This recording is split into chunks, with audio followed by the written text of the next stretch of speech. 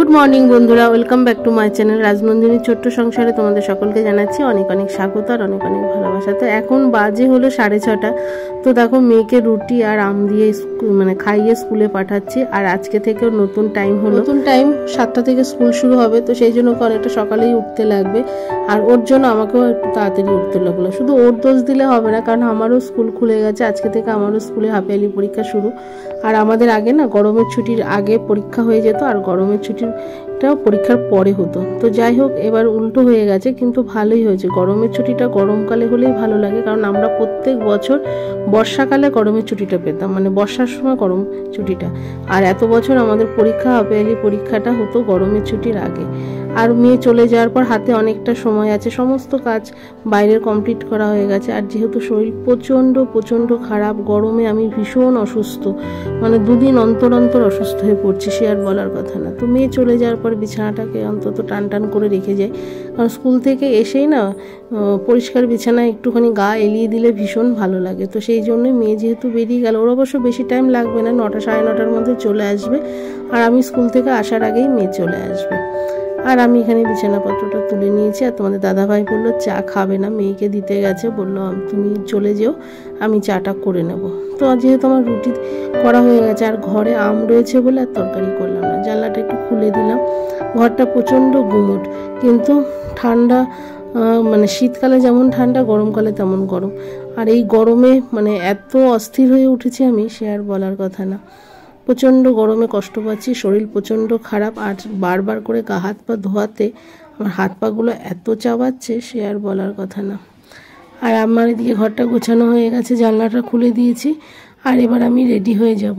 আর আমার গলাটাও ভীষণ বসে গেছে ঠান্ডা জল খেতে খেতে। আর এখানে চুড়িদারটা পরে নিয়েছি। এই গরমকালে যে কোনো ড্রেসই পরি না কেন প্রচণ্ড গায়ে টাইট হয়ে যাচ্ছে।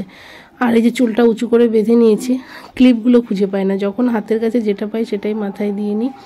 আর চুলটা উঁচু করে বেঁধে নিয়েছি। আর যত গরম, আর আমার যত গরম মনে হয় যেন ঘাড়ে এসে পড়ে, চুলটা যদি ঘাড়ে থাকে আমার অস্থির লেগে যায় আর কি। যতক্ষণ না আমি টাইট করে চুলটা দুপাশে দুটো খোপা করছি ততক্ষণ আমি ভালো থাকি না, আমার আরাম লাগে না। এই যে এখন স্কুলে যাচ্ছি, দুপাশে তো খোপা করা যায় না, তো মেয়ে বলে মা দুপাশেই খোপা করে চলে যাও। আর মাথার ক্লিপটা ম্যাচিং করতে পারলাম না, মেয়ে বাড়িতে নেই, কোথায় আমার ক্লিপ রেখেছে আমি খুঁজে পাবো না, সেই জন্য আমি আর ম্যাচিং পেলাম না, যেটা হাতে পেলাম সেটাই পরে নিয়েছি।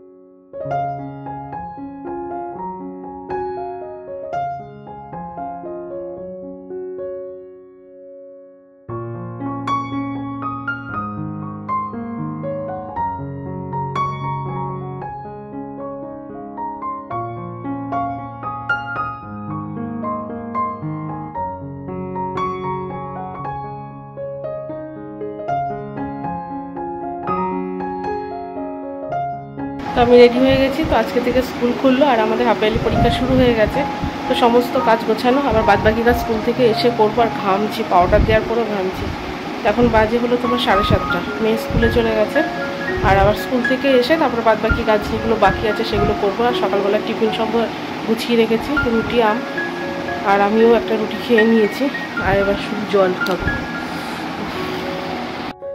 তো স্কুল থেকে এসে দেখো ঘরটাকে একদম নতুন করে সাজিয়ে নিয়েছি। তো তার কারণ হলো আমাকে স্কুল থেকে সবাই মিলে একটা সুন্দর গিফট দিয়েছে, যেটা আমার মেয়ে মাধ্যমিকে ভালো রেজাল্ট করাতে আমাদের স্কুলে সব টিচাররা এসে মেয়েকে সুন্দরভাবে একটা সম্বর্ধনা জানিয়েছিল। তো তারই একটা ছবি ওরা সুন্দর করে বাঁধিয়ে দিয়েছে। তো এখানে দেখো আমার মেয়ের জন্মদিনে পাওয়া একটা ছবি রয়েছে, কাকিমা দিয়েছিল। তো আর একটা ছবি যে স্কুল থেকে দিয়েছে সেটা আমি এখানে রেখেছি লাগিয়ে। তো এই জিনিসটা পাওয়ার পর ঘরে টানিয়ে রাখার পর ঘরের লুকটাই পাল্টে গেছে। তো খুব সুন্দর ছিল গিফটটা। তো সেই জন্য কিছু কিছু গিফট যা মানে কোটি টাকার থেকেও অনেক মূল্য, তো সেই জিনিসটাই আমি ঘরে সাজিয়ে রেখেছি। আর এখানে দেখো এই একটা কাপের উপরে আমার বোন দিয়েছিল জন্মদিনে গিফট, সেটাও এখানে সাজিয়ে রেখেছি। তো ঘরটা সুন্দর করে সাজানোর পর কিন্তু খুব ভালো লাগছে।